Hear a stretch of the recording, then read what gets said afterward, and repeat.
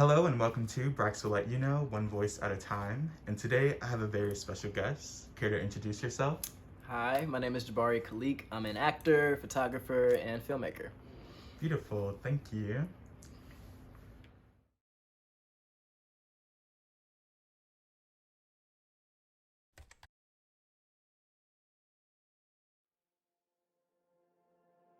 All right, so as you know, we always start off with a quote. And today's quote is, I am where I am because of my decisions. If I want better results, I must take better actions. I will learn the lessons, I will see the blessings. I will not stop until my goals are realized. When I reach that goal, I will grow and grow and grow. I accept full responsibility for my results in life, and I challenge myself to become better. Every year, every month, every week, every day, every moment. I am committed. I am determined. I am self-made. So today, Jabari is going to be talking a little bit about the journey of self-made and what that means to him and what the future holds for you. So what does it mean to be self-made? You know, I consider anything self-made when you can...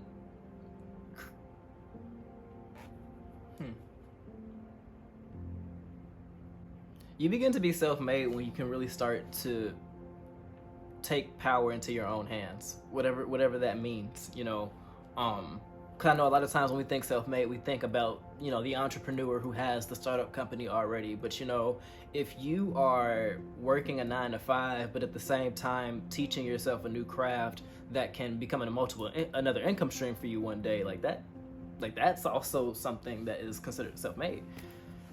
I believe I was about 12 years old, like when my dad would start to teach me about like entrepreneurship and like different ways that you can make money for yourself, because I think, as Black people, we have a very specific idea of labor and what, education it is for teaching yourself things.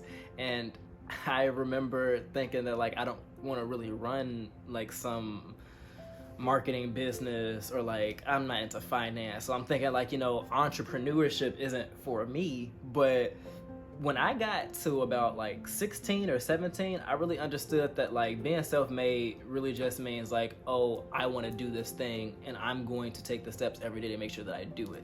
And then slowly but surely you create whatever that thing is, whether it's your business, whether it's another job for yourself, whether it's another skill set. You become self-made when you decide to take your own power into your own hands and then move forward yourself. Yeah, and I think a lot of times, at least when some people think about like the idea of self-made, it's kind of like putting yourself up by your bootstraps. Mm-hmm. But in a sense, like there are resources in here, like you don't essentially do everything yourself, like you rely on other people. And I think that's what we're missing sometimes, is just relying on other people to help you become better. It's a major misconception that, because people think that like, oh, because I'm self-made, I do this all by myself. I think, filmmakers run into like this bad habit, especially when they first start off, like of this flex of like, I wrote, produced, acted, starred, I did the filming, I did this, I wrote the music, I did the sound mixing, I did the color grading, I did that. Like, I've done that, with my first project. But, trust and believe that while I was, the director of my film, or, I produced my film, there were a team of people who were helping me do these things for the first time too. So, like, while at the same time I'm self-made, by no means does that mean that you do it by yourself. It's just you are the one who is the catalyst for everything happening. Yeah. Can you describe a bit about the journey of teaching yourself photography? Oh yeah. I first started having the camera in my hands at a really young age. I'm an only child, so we had a little bit of financial flexibility to travel every now and then. Like every summer, my mom would try to make sure that we took like a trip somewhere. And I'm adventurous, but like I'm not really gonna put my neck on the line for a vacation. That's not my personality per se. So there were a lot of times where my mom was just like, "Look, we're gonna go on this boat and we're gonna canoe, and if you're not gonna come, you can hold the camera and take pictures of us."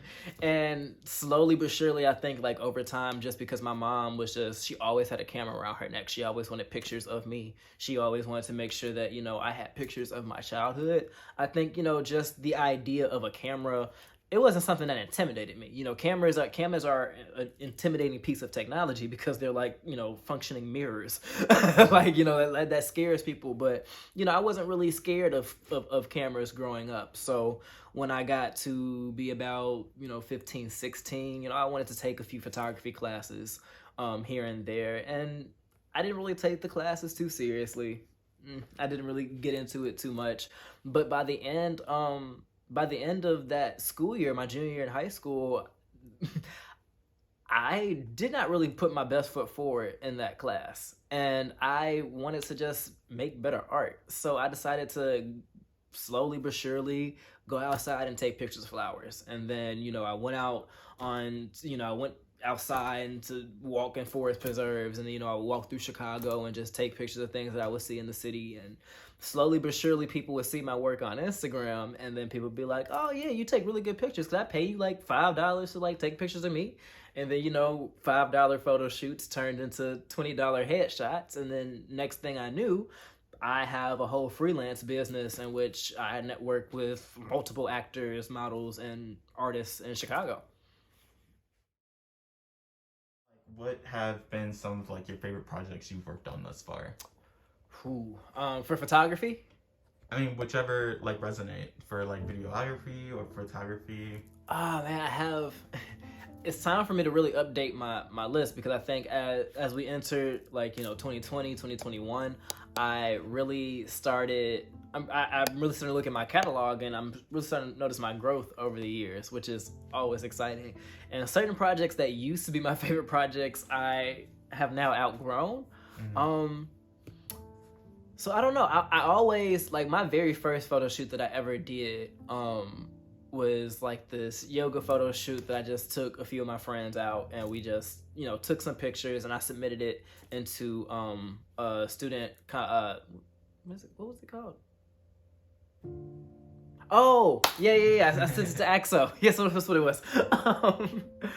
So what was I was saying? Yeah, the end of my senior year, I wanted to just take some photos and submit it into a student competition ran by the NAACP. And I submitted it just for fun, just for art and vibes. And it went to nationals.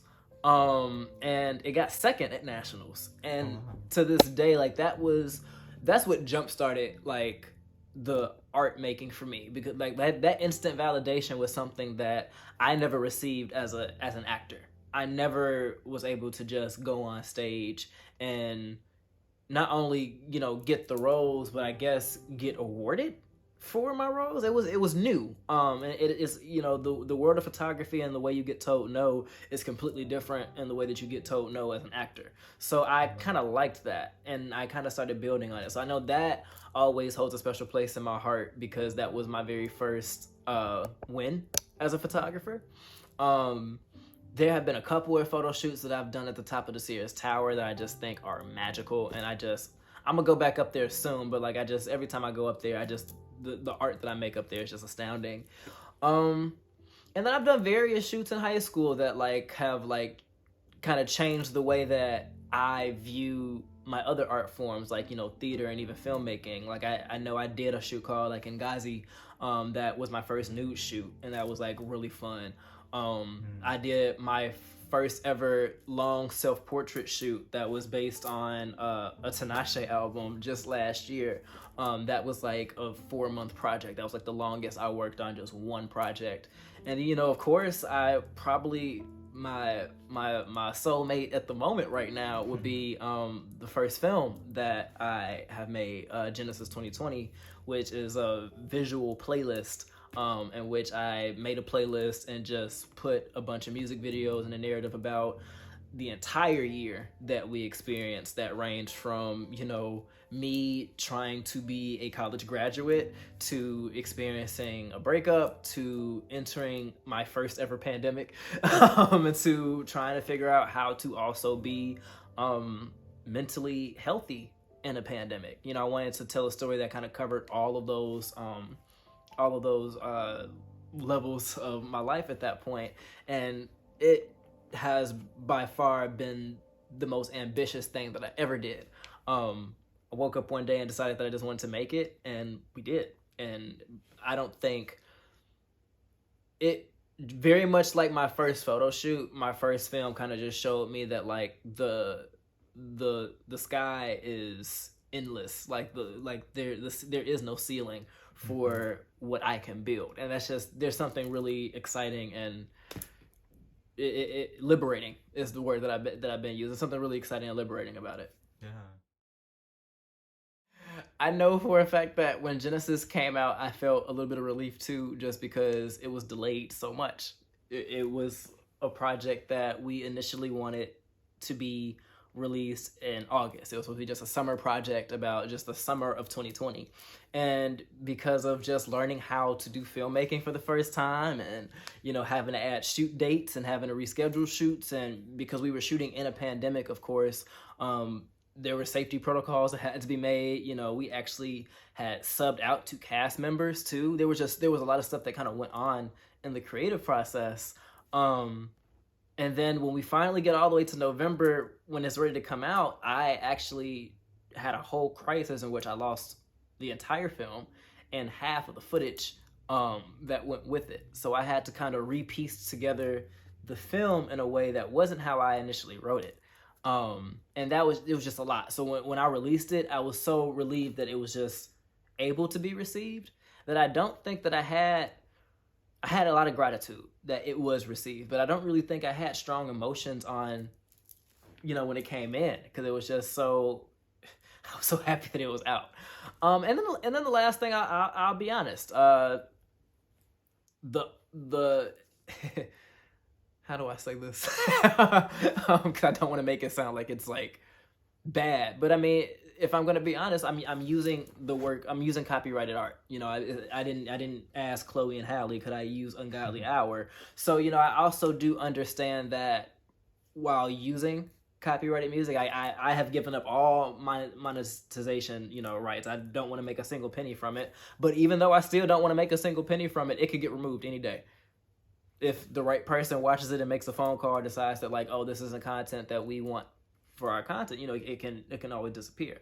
So I always view Genesis as, this is just me practicing my medium for the first time. Like, this is just me trying this art form for the first time and putting it out there for anyone who wants to see it. At the end of the day, it was really for myself. I needed to do something for myself. I needed to work. I wanted to do more than just what my agent was sending me out for. The reality of the situation is the industry wants me to do 3 or 4 certain types of roles. And none of those roles are the stories that I want to tell right now. I still want to act, and I still want to book some of these roles. I still would love to work with some of these people, but I don't want this to just be the end-all, be-all of my creativity. It can't be the only thing that I'm creating and doing. So yeah, I'm gonna audition for the things that I get from my agent, but at the same time, I wanted to tell a story that felt like Jabari and Jabari's experience. So it was really important that I made Genesis. So just the fact that it was out, it was just gratitude. And I understand that I'm making art with copyrighted music. So any day, it's art that can even be removed from the internet. So, I had that idea going into the project, with the idea of I just want to create just the true, I just want to make something, especially in a pandemic. That was most important to me. And the fact that I was able to do that, it was a relief that the film was out and people were able to watch it. But I would say the biggest feeling was just pride and gratitude that I'm able to have autonomy over my career, which is something that I fought for a very long time. In every institution that I've been into, from theater summer camps to high school theater to college theater to, every institution that I've navigated, there's been one constant. And it started with me having to climb some ladder, only for me to get up to the top and realize that I didn't get a single thing that I was told that I was gonna get. And experiencing those failures over and over again in every single institution that I went into, I understood what was really important to me. And when you know what's important and when you know what you want, sometimes the only things you can feel is gratitude. And that you know that you can do it. Yeah, that's the biggest thing, is that I now know I can do it, because I've been a photographer for 6 years now. And of course, if you hold one camera in your hand for a certain amount of time, of course you think about the other one. Everyone has always asked me, do I do music videos? Like, everyone would be like, you know how much money you can make doing videos? And I've always just like, yeah, but film always scared me.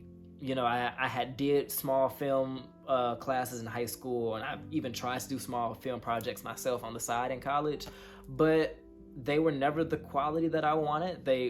I could never get what was in here on screen, and I felt like it wasn't for me. I felt like I'm a photographer, I'm not a videographer. I'm a guy who takes pictures. That's what I do. And last year, it took the pandemic and my friend to say, like, hey, can we do a music video for my birthday? For me to say, okay, my friend wants to do a music video. I've been thinking about music videos for years now, and I have some ideas. Let's see what we can do. You know, that small idea of just trying to take your own power and trying to make something for yourself. It could just be small. It led to a whole film. Like, we didn't know that we were going to do Genesis. Like, she wanted to do one video, and I had just finished my self-portrait shoot, and I was kicking myself for not making my self-portrait shoot have at least small visual snippets. Like, I was kicking myself for not taking that risk.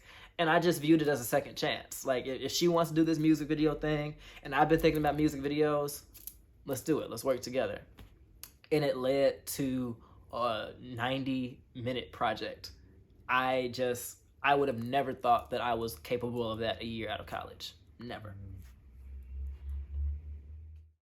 So how does it, like, make you feel that you need to be sort of like your own hope or like motivator during like this journey of like creating and even like the project with Genesis 2020, like needing to be, like, we talking on the phone about sometimes needing to be your own only hope to like creating the visions that you wish to, because sometimes you don't have the resources.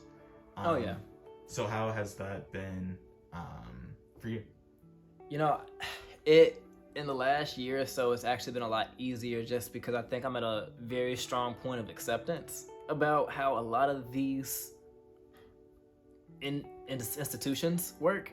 And I think one thing that I have in my back pocket is that I've always wanted to do this. I've wanted to be an actor since I was 5 years old. And every decision, every school play, every club that I've joined, every decision that I've made in life has been to be an actor. So I kind of started this journey, you know, very early on, knowing that I only had myself. You know, I was a 13-year-old telling people I wanted to be an actor, so you can understand the speeches that you get every time you say that you're going to go to school for theater and you're 13 years old. So, you know, I understood from the jump that the only person who's going to back this 1,000% 24/7 is going to be me. You know, I had fantastic support from my parents and my family, but I can't say that they had the Jabari is going to be an actor pom-poms the entire time of my childhood. I don't think that would be an honest evaluation. You know, I think everyone in my life was hoping that as time will go on, I would have multiple interests that would, you know, reel me in, something that would be more stable, and something that in which you don't get told no so much. I think that is the general fear that everyone hears. Like, you know, you're going to get told no your entire life, and then, you know, you're going to get told no until your mid-20s, and then you're going to be poor, and then what? Then where's your backup plan? Where you're going to go? And I don't know. There have been two things that's always been true for me. Is that one, I have known for a very long time that nothing else will make me happier. And then two, I have been watching the world that we live in evolve so much in just the last 10 to 15 years. And the opinions and the standards about what people feel about artists and people who want to make what we do as a primary way of life, that those opinions and beliefs might have rang true in the 70s, 80s, and 90s, but we are in a very different world right now that's constantly evolving. We have no idea what type of world we're gonna live in 10 years. Like the 2030s right now just seem like such a foreign concept because so much can happen. We've just seen how much can happen in just 1 year, in just 2020 alone. So 9 more of them motherfuckers. Like who knows what can happen. So like knowing those two things in my back pocket, that I always want to do this and nothing will make me happier, and that we are in a constantly evolving world and industry, there is no reason to not back myself and to not back what I want. There's no reason to. I don't think I would be happy working for anybody else other than myself. It's not a life that I want to live. And I think I came to terms with the idea of what life do you want to live very early on. Like understanding like how quick death can happen was something that like I realized very early on. So what am I living for? Am I living to just be able to be comfortable financially? Am I living to live in a particular home? Do I want a particular family? Do I want to create particular? Like I had to sit down and ask myself these things, what's really important. And after sitting down and thinking about every life situation, thinking about everything that I could possibly want to do in life, I always came back to creating. In some way, I'm always making something. So let's cut the bullshit. Let's cut the fat. Let's go straight to it. Like I know. So let's just go for it. Let's just see what we can do, because the world's always going to be ready for me. Mm-hmm. Yes. So I've seen a lot of your work, and I mean, it's obvious that you capture the essence of like the Black experience and Black beauty, Black storytelling, Black just energy. So what has it been like for you to capture that, like in like real time? And you know, it was something that it just began as something authentic. You know, I think I had to make a decision about what my work was going to be about, because I kind of take pictures of everything. Like, you know, portraits is what makes me the most money, obviously, and portraits is I probably have the most fun taking portraits because of, like, the human interaction. But, like, I started taking pictures of nature and architecture, and, you know, the first jobs that I was booking at the beginning of college were event shoots. You know, I kind of pride myself on being able to shoot really whatever I want.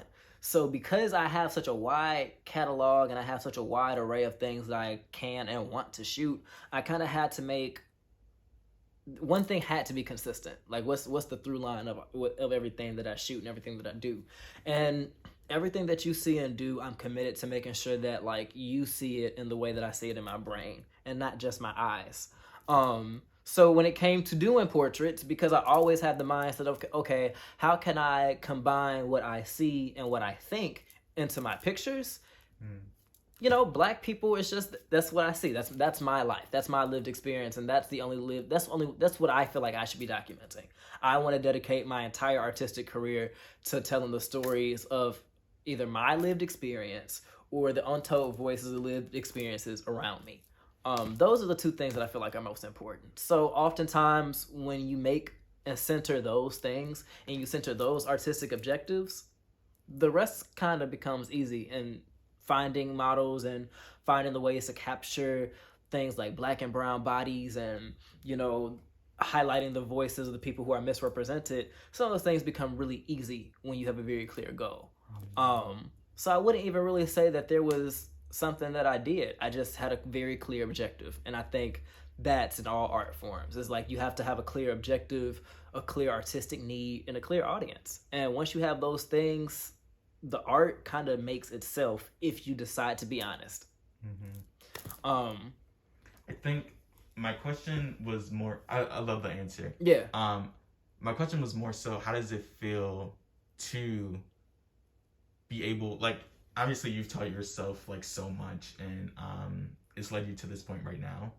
How does it feel to use all those tools and resources to capture the present moment of like the Black body? Like today. Black body, yeah, but or even just like Genesis 2020 and explaining what exactly is happening now, like the power of storytelling through lens, and hopefully keeping it, like you said earlier, like a timestamp of like How does that feel? How does that make you feel? Or how does it is it a motivator? Is it a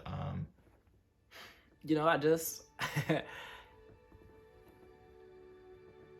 if I had to think about how it made me feel, I haven't really thought about it, to be honest, about like what emotions it gives me. I guess in the moment when I watch my work, I just in preparation for like a future project, I was just watching Genesis last night actually. I do always get a sense of pride when I watch my work. Like I always do feel proud of myself for sure. But beyond the occasional sense of pride, I really don't think about how I feel much. I guess because that's the one time I guess where I'm stepping outside of myself. My goal and what I want to do is to just tell a story. Tell what I see. So typically, my job is to just speak. My job is to just shoot, or whatever the medium is to just do that thing. And then, whatever happens after that kind of happens. I say after Genesis though, I was nervous. I was really nervous with Genesis. It's definitely a very different type of art form from me, and it's definitely one. There's no dialogue. There's the characters aren't talking to each other. So like just the way that the film is structured, it's not going to be everyone's cup of tea, and that was the first time that I think I have loudly made an artistic decision like that. I think, I've had conversations with people before about like I remember I had a friend who assumed that I didn't shoot white people. I'd be like, I'll shoot white people if they sending me a check. I'll shoot anybody. But artistically, yeah. When I think about like whose story do I want to tell, typically I am going to think about someone who might not be white, or who might not be straight, or who might not be the center of what we typically see. So that's more so like the angle of where I'm coming from when I make most of my work. So when people tell me that, I kind of chuckle, and I thought about that of just like, okay, I wonder how many people form specific opinions of my work because they don't see a lot of white people, or because they don't see certain body types, or certain skin tones, or whatever the thing that you're looking for in my art that you don't see. I have always wondered that when I release my art, but like it's not really something I put in the focal point. But Genesis though was the first time that I was nervous, because I don't know, me having my models look like my lived experience, that's easy to me. I have kind of had the practice of just like, hey, this is my lived experience, and I'm gonna tell it. I feel like that I have that philosophy ingrained in me. The culture of taking risks and doing art things that you've never done before for an audience who might not receive it well is something that terrified me. I was terrified that people, and I still am anxious that people will look at Genesis 2020 and think it's a COVID film. If that's your takeaway, please, like fine. But I didn't intend to make it about COVID, but I wanted to make it about the year that we had, how it affected people who looked like me. And COVID, unfortunately, played a huge part in that. But I wanted the story to be about, what the people are going through under the circumstances, not a film about the circumstances themselves. And that's a risk, because some people won't get it. And it's also not my job to explain my art to other people. Sometimes, put it out there and let people receive what they want to receive. That's my favorite part about Genesis. Yeah. That's my favorite part about the film in general, is that I specifically made some choices to not be specific whatsoever. Like that was completely intentional. I wanted it to feel like, the way that we go to art museums and look at paintings and you just stare at a painting until you get a takeaway about what the story is. That's kind of that's the way that I style Genesis to be, but in video. It's just like that's what music videos are. They're just paintings that move. That's kind of how I always view it. They're paintings that move, but the lucky thing that you get that you don't get at the museum is that there are lyrics that give you hints about what's going on. And that, for me, is what makes this particular art form fun. I love when music artists really kind of commit to their visuals and really figure out how can we find other ways to tell the story. But I know that I feel that way, but the everyday audience member might not. So to do this art form and to work on it for as long as I did, and to invest all the money that I invested in, so much money I invested into the project, and then to even crowdfund and make a GoFundMe on top of the money that I invested in, it was a risk. It was a huge risk, and I will say releasing something like that I'm pretty sure, like no matter what, there are going to be people who love it and get it, and there are going to be people who don't, no matter what you do. I didn't know how to feel about it because most of the art that I've made up until this point, I knew if it was good or not, or not even good or bad, but like I knew how it was going to be received for the most part. Like there hasn't really been a show that I've been in or a project that I've done that really surprised me, just because I'm very honest with the work that I make. So this was the first time where it's just like I'm very honest about how I feel about this work. I know how this work makes me feel, but I have no idea what posting this online is gonna lead to. And there was anxiety around that. Yeah. Thank you. I have one more final question. And so, in a perfect world with no worry and no troubles, what would your artwork or vision look like with just like your vision and like no other influences? If I had it my way, with no troubles, my work would honestly, I'll be completely honest now that I think about it, I would do everything that I'm doing right now with more of a budget. I think if you want to know what I would look like right now with no worries, I would work on the same type of things that I would work on, but I would just have more money to do the things that I would be doing. I would still be an actor primarily. I would still be auditioning for things. If we're in this like utopian society where my acting career is where I want it to be, I used to think that I was LA bound. Like I used to think that's what I wanted. And I think I still kind of do. I still want to experience it at least. I think it's something that's always been in my brain. I would always love to just experience it. But the older I get, the more I realize that it might not be for me. But no matter what, I'm still always going to be making content. So in a perfect world, I'm probably an actor that is traveling across the country to make various projects. I would love to contribute to the film industry in Chicago. Like I would really like to. There just doesn't really seem to be much here. Like we seem to really wait for the same 3 or 4 people to give people jobs. I would love to work on projects that would revitalize the acting community here, where Chicago actors just aren't people who come in for guest stars on Chicago PD and then they go do theater till they wait for their next job. I would love for Chicago to at least be viewed like how they view Atlanta. Like why can't we have a community that strong? I think it's content and money. So if we're in a world where there's no worries, I would be doing the same thing for Chicago, but I'll probably also be doing really good work in Atlanta. I hear New Orleans is doing some cool stuff. I would probably go to New York. I would travel everywhere. And then in my off time, when I'm not acting and when I'm not filmmaking, I think I would just be doing photography for vibes. I really do. I think I would just like when I'm not making films and projects, I would just be doing photo shoot projects. I would just see the world that I live in, and I would just be like, what art can I make in my house, in my home, or outdoors? And I would just create peacefully. I would just sit back and look at the world that I'm in, and I would just create peacefully. And that's what I'm doing right now. It's just the issue is that, when you need to pay your own bills and, you're in a particular tax bracket, the life of creating easily gets disrupted every day. And you have to just figure out a way to do both. I would just, if there were no worries, I would just eliminate the parts that don't serve me artistically. And I would just live a life that consisted of creating the world that I saw and just hoping that, whoever wants to receive it, receives it. And I hope that they get something from it. And I would just commit my life to that service. And that's just who I would be. Beautiful. Thank you. I always end all my interviews with the question of any advice or any wisdom you wish to share. I am definitely of the mindset that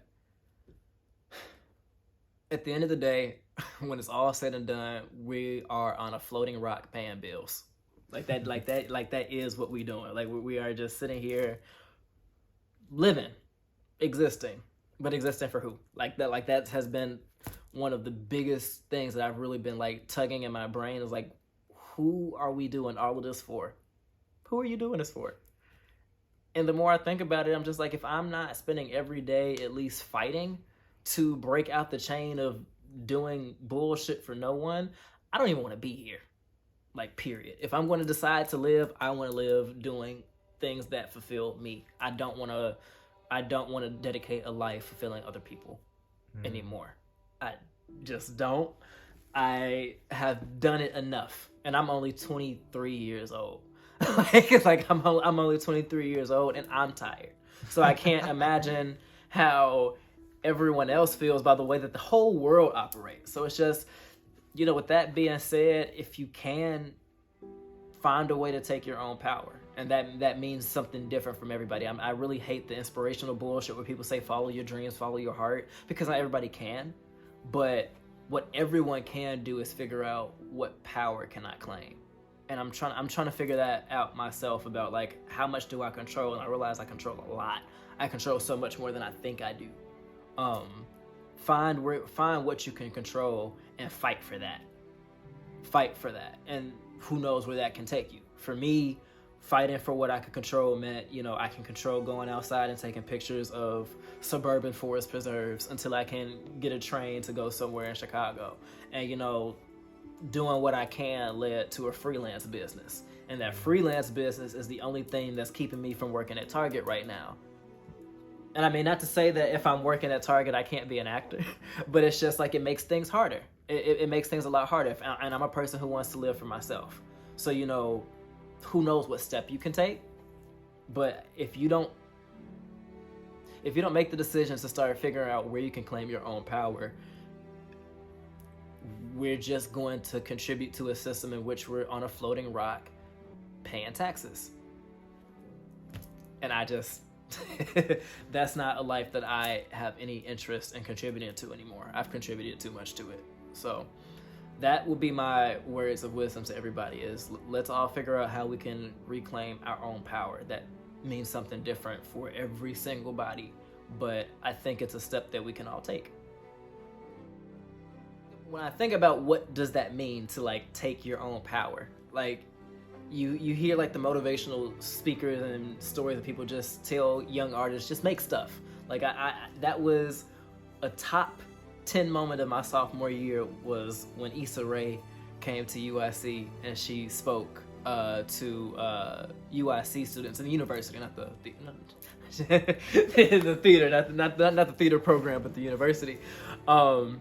But no, Issa Rae came and she spoke to UIC students about, creativity, season 3 of Insecure or whatever season we was on.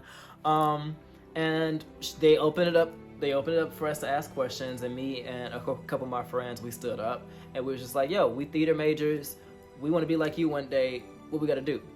And Issa sat with the microphone, just looked at us and shrugged her shoulders. She was just like, just make some shit. That was it. And we just sat our ass there like, okay. Like we just sat down and like that was that. And I think about that conversation a lot, and I absolutely understand what she means by make some shit. Like she's right. That's what she did for her, and that's what's going to work for so many people this decade. I think we're going to be in the decade of Issa Rae's. I think we're going to have 12,000 of them. I think that's just how we're going to recruit talent now. That's my prediction. But it's so much more complex than that. And it's not that simple as just make some shit, like it wasn't bad advice, but the advice was incomplete. And I hate incomplete advice a lot of times because I think a lot of our broken systems thrive and function off incomplete advice. Because follow your dreams, make some shit, follow your passions and whatnot, but it's not that simple for everyone. It's not that simple for everyone whatsoever, because just making some shit, that's expensive. Like, to just make a film, it's expensive, because even if you have a way to move around the money commitments, you are probably adding more on time. And if you are adding more onto your time budget, you need to have certain skill sets and certain experiences at your disposal to kind of be able to manage your time well. Because if you're an inexperienced filmmaker, for example, and you're trying to do a low budget film and you've never done it before, but yet you've never really been given the educational tools to produce or write or film, what is just make some shit gonna do? You're gonna make low budget art that you're gonna put on YouTube that people are gonna share 3 times, and it's gonna fade into the ether. And then artists who kind of want to go viral, and that's the other side. You can't do it to want to go viral or to make money. But so artists who are expecting some type of turnout, they're confused. They're so confused about it, just like, well, what's going on? And people will commit their whole careers to just following their dreams blindly, and then they quit. And then, it makes it look like the inspirational speeches are just some bullshit. And they kind of are, but only because they're not complete. When it comes to making your own choices and taking your own power, like those things, you have to look at your life. You cannot compare yourself to what the girl on TikTok is doing. That girl on TikTok has so many resources that you probably are not thinking about. Lights, money, expensive housing.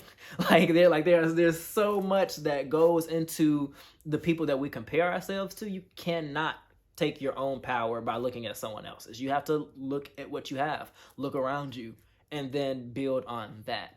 And I mean, that's what I did with Genesis. Like, Genesis looks good because I invested years of my life to building the equipment to make Genesis. Like, there's a misconception. Like, I asked for a lot of money, and I think there are some people who think like I asked for some money and I invested a little bit of money, and then this $4,000 equipment just came up out of nowhere. But it's just like, I dedicated all of college to building my brand and building my equipment, and then I made my film. I didn't just make some shit. I didn't do it. You know what I mean? I eventually took Issa Rae's advice. That's what I'm doing right now. 3 years later. But, Issa Rae told us to just make some shit in 2017, 2018. But it's not that simple. And I think a lot of people do simplify the journey so much.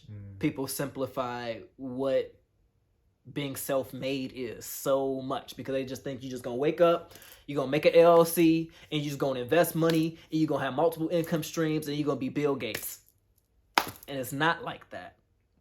But, there's this other side where it's just like people think that, the idea of entrepreneurship and the idea of building yourself up is useless.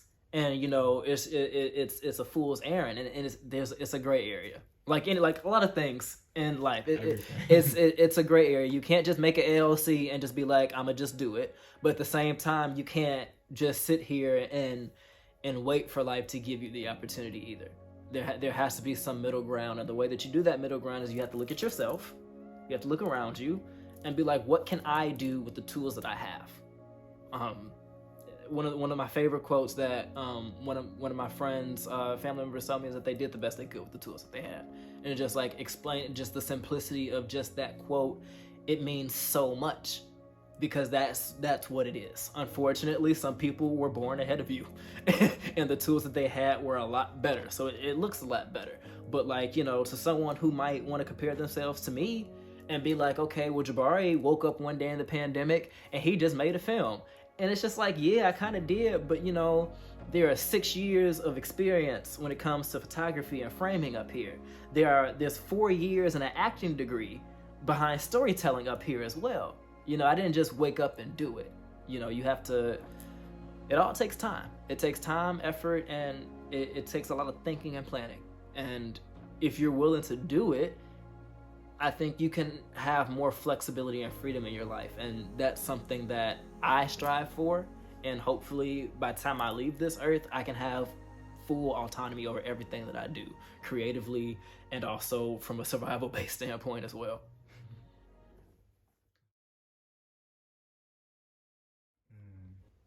Beautiful.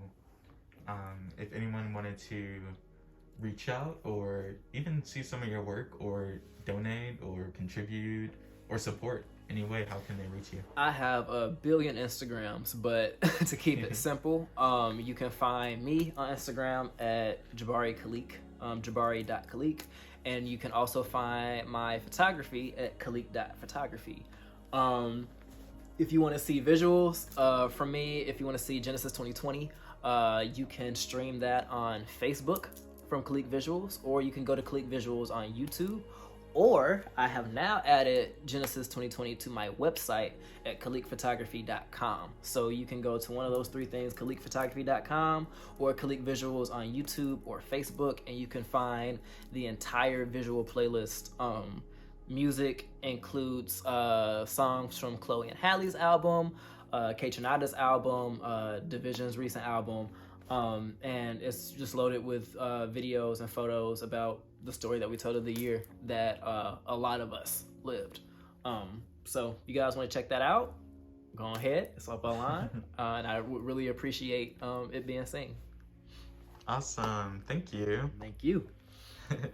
Well, this has been Brax Will Let You Know, where we are using the voices in this world for the change we needed in the world, and we will see you next week.